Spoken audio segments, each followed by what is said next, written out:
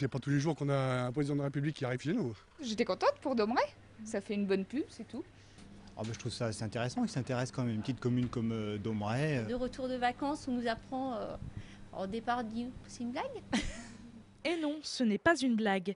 Domeray, commune de 1600 habitants au nord du Maine-et-Loire, accueillera bien demain Nicolas Sarkozy.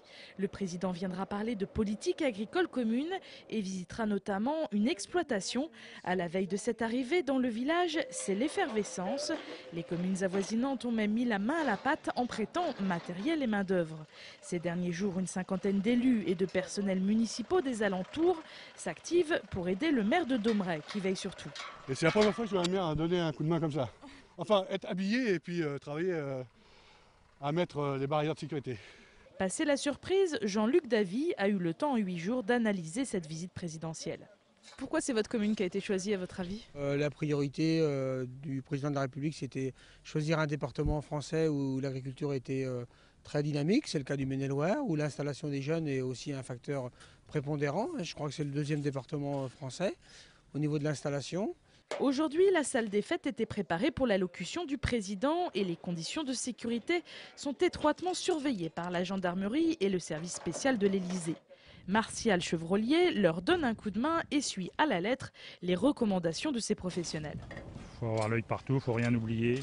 On n'est pas habitué dans nos petites communes de campagne à avoir autant de monde, autant d'autorités dans la même journée.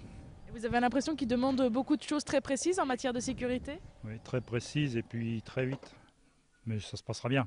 Vivement demain ? Et vivement demain, oui.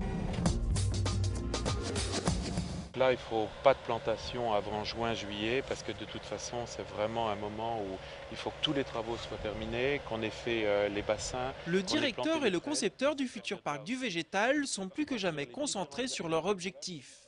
Ils doivent en effet faire en sorte que tout soit prêt pour que le parc Terra Botanica puisse ouvrir au printemps 2010.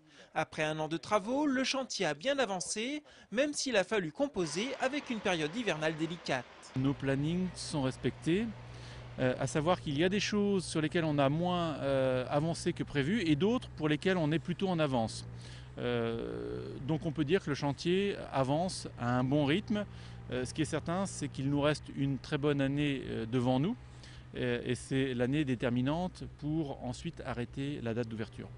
À terme, les visiteurs pourront découvrir plus de 2000 arbres dits remarquables ou exceptionnels par leur taille, leur âge ou leur forme.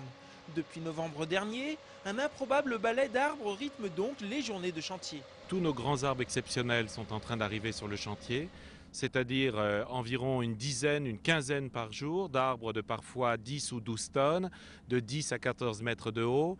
Il y aura 400 arbres d'ici la fin mai qui seront mis en œuvre. Thierry Huot a travaillé de nombreuses années à concevoir l'aménagement des 110 000 m² de jardins, d'espaces aquatiques et de serres. Alors quand des parties du parc commencent à prendre forme, l'émotion est bien présente. Les plantes sont magnifiques, elles commencent déjà à bourgeonner.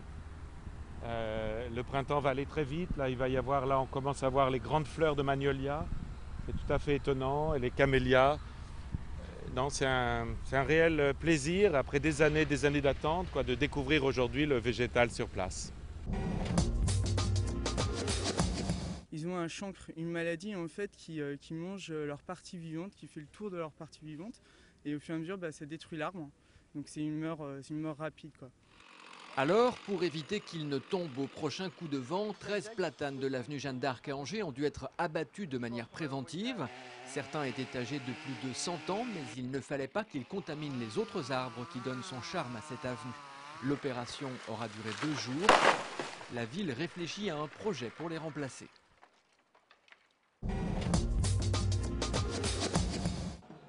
Bonne nouvelle pour les supporters d'Angesco. Philippe Brunel, l'emblématique capitaine du club angevin, a en effet annoncé cet après-midi qu'il avait prolongé son contrat d'une saison supplémentaire. Philippe Brunel, aujourd'hui âgé de 36 ans, portera donc le maillot d'Angesco jusqu'en juin 2010 et devrait ainsi terminer sa carrière en Anjou. Une carrière qui l'a vu disputer pas moins de 321 matchs de Ligue 1, avec à la clé un titre de champion de France avec Lens en 98, une Coupe de la Ligue avec ce même club en 99 et une Coupe de France avec Sochaux en 2007. Depuis son arrivée à Angers, Philippe Brunel a disputé 48 rencontres et marqué 7 buts. Que j'attribue à l'explosion personnellement. Pour moi, oui, c'est quand même une période que je ne peux pas oublier, mais qui a été néfaste dans ma vie, c'est certain. Il s'appelle Guy Chouanet, il habite Saint-Barthélemy d'Anjou et demain soir il sera à Angers dans la salle des 400 coups pour la projection du film Gerboise bleue.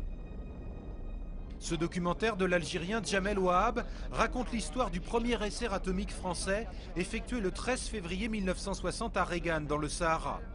À l'époque, Guy Chouanet était un jeune appelé de 20 ans en poste en Algérie qui réparait les véhicules militaires dans une caserne située à 40 km seulement du point zéro. Il assistera ainsi aux 5 premiers essais atomiques de l'armée française. On n'avait absolument aucune protection, on était tout simplement en short et puis en chemisette, et puis des petites sandales tout simplement. Bon, au moment de l'explosion, il est certain qu'on nous a emmenés dans le désert et qu'on nous a fait asseoir dans le désert, le dos tourné à l'explosion, la tête dans les bras, et on a attendu que ça se passe tout simplement. Dès la fin des années 60, Guy Chouanet a été confronté à d'importants problèmes de santé qu'il attribue à sa présence dans le Sahara et à l'absence totale de suivi médical de l'armée française. Personne n'est passé dans une quelconque infirmerie ou devant un quelconque médecin pour savoir si ça allait ou pas. La seule chose que l'on savait, c'est qu'il fallait qu'on avale beaucoup de cachets de sel. À l'époque, à chaque repas, on prenait des cachets de sel. Mais on a tous pensé que c'était pour notre état de santé général, puisqu'on était dans le désert. Le film Gerboise bleue sera présenté demain soir à partir de 20h15 au cinéma des 400 coups, en présence de son réalisateur.